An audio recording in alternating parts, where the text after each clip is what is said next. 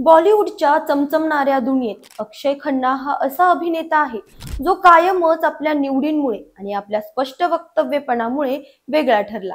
त्याचा नुकताच प्रदर्शित झालेला छावा हा चित्रपट प्रेक्षकांच्या पसंतीस उतरला। या चित्रपटात त्याने औरंगजेबाची खलनायकी भूमिका इतक्या ताकदीने साकारली की सगळीकडेच त्याचं कौतुक होतंय।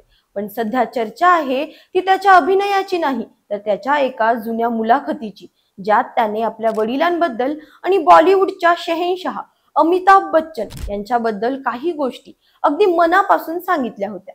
नमस्कार, मी अंजली आपलं स्वागत करते पोलखोल मध्ये। छावा मधल्या औरंगजेबाच्या भूमिकेने अक्षय खन्नाने सिद्ध केलं की ऐतिहासिक व्यक्तिरेखा साकारणं त्याला चांगलंच जमतं।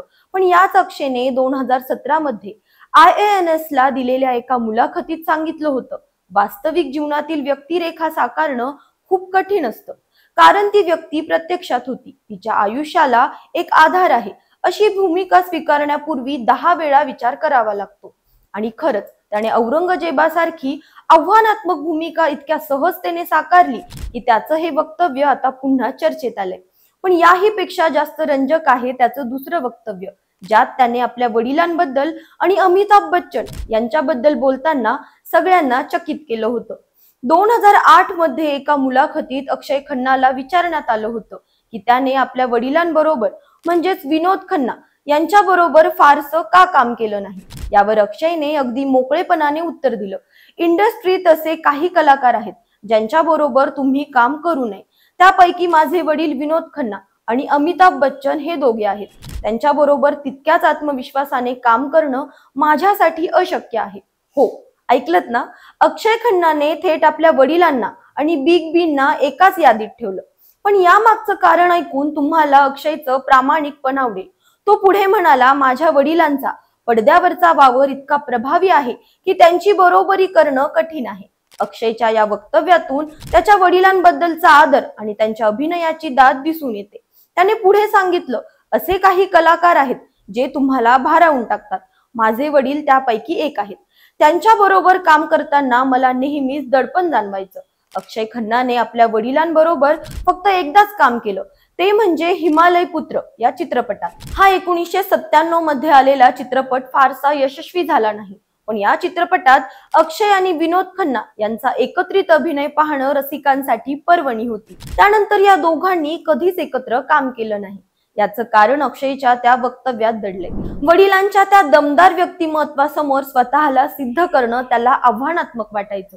दुसरीकडे अक्षयने अमिताभ बच्चन यांच्याबरोबर 2004 मध्ये दीवार, let's bring our heroes back या चित्रपटात के मेमन, अमृता राव आणि संजय दत्त यांच्यासारखे कलाकारही होते। पण अक्षयचं म्हणणं होतं की अमिताभ यांच्यासारख्या दिग्गज कलाकाराबरोबर काम करणं म्हणजे स्वतःला सतत सिद्ध करत राहणं।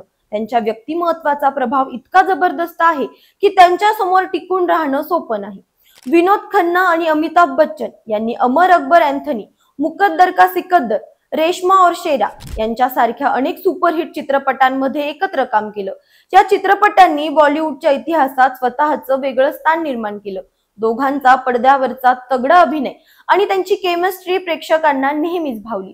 पण अक्षयसाठी ही दोन नावं म्हणजे एक अभिनेता म्हणून स्वतःला सिद्ध करण्याचं मोठं आव्हान होतं। अक्षय खन्ना हा असा अभिनेता आहे जो कायमच आपल्या मनातलं खरं बोलतो, मग तो आपल्या वडिलांबद्दलचा आदर असो किंवा बॉलिवूड मधल्या दिग्गजांबद्दलचं सत्य।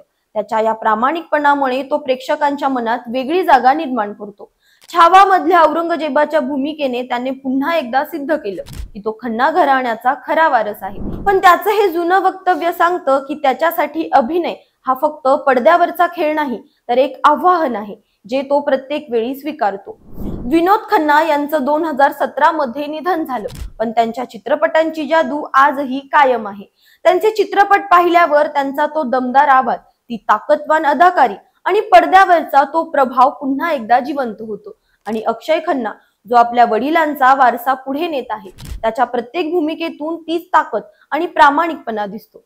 तुम्हाला विनोद खन्ना आणि अमिताभ बच्चन यांचा कोणता चित्रपट सगळ्यात जास्त आवडतो कमेंट करून नक्की कळवा। अशाच माहितीपूर्वक व्हिडिओसाठी आमच्या चॅनलला लाईक, सबस्क्राईब आणि शेअर करा।